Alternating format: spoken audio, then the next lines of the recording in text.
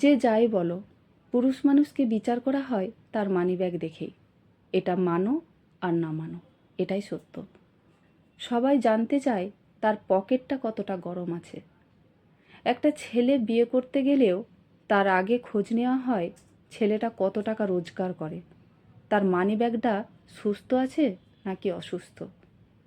যদি একটা ছেলের মানিব্যাগ অসুস্থ থাকে, তাহলে পক্ষে থাকা ব্যক্তিটিও বিপক্ষে চলে যায়, সাথে থাকা প্রিয় মানুষটিও হাত ছেড়ে দেয়। একটি ছেলের মানিব্যাগ যদি অসুস্থ থাকে, তাহলে সত্য জিনিস মিথ্যা হয়ে যায়, পুরো দুনিয়া তার বিপক্ষে চলে যায়। তখন চেনা রাস্তাও অচেনা হয়ে যায়।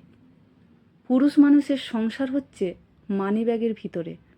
যে পুরুষের মানিব্যাগ যত বেশি মোটা, তার পরিবার তত বেশি সুখী। অসুস্থ মানিব্যাগ নিয়ে কখনো বিচার পাওয়া যায় না, প্রিয় মানুষের মন পাওয়া যায় না। অসুস্থ মানিব্যাগ নিয়ে কাউকে স্বপ্ন দেখা যায় না, বা যদি দেখেও ফেলো তাহলে সেটা বাস্তবে রূপ দেওয়া যায় না। তোমার মানিব্যাগ অসুস্থ থাকা অবস্থায় তোমার অনেক কাছের মানুষ বা চেনা মানুষ অচেনা হয়ে যাবে। টাকা পয়সা অ্যামাউন্ট যত আছে, তুমি তত বেশি জনপ্রিয়, তোমার সম্মান তত বেশি। তোমার মোটা অঙ্কের টাকা আছে, তোমার মানিব্যাগ সুস্থ আছে, তার মানে তুমি একজন নেতা, তুমি একজন মহান ব্যক্তিত্ব। মানিব্যাগ সুস্থ মানে তুমি স্মার্ট।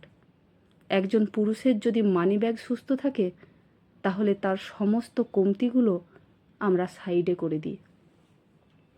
একটা পুরুষকে বিচার করা হয় তার মানিব্যাগ দেখে। মানিব্যাগে টাকা থাকলেও মানুষের সঙ্গে সীমিত সম্পর্ক রাখাই ভালো, কারণ মানুষ যতটা ভালোবাসা দেখায় বাস্তবে ততটা নয়।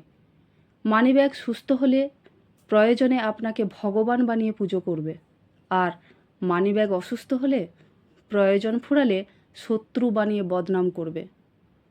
অবহেলা তখনই শুরু হয় যখন কেউ বুঝতে পারে আপনার মানিব্যাগটা দুর্বল।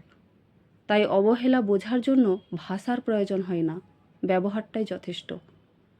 মানিব্যাগ না সুস্থ থাকলে কেউ আপনার বিপদে দুটো টাকা নিয়ে এসে বলবে না, এই নাও। তা তোমার হাসপাতালে হোক বা বাচ্চার মুখে খাবার নিয়ে আসার জন্যে হোক।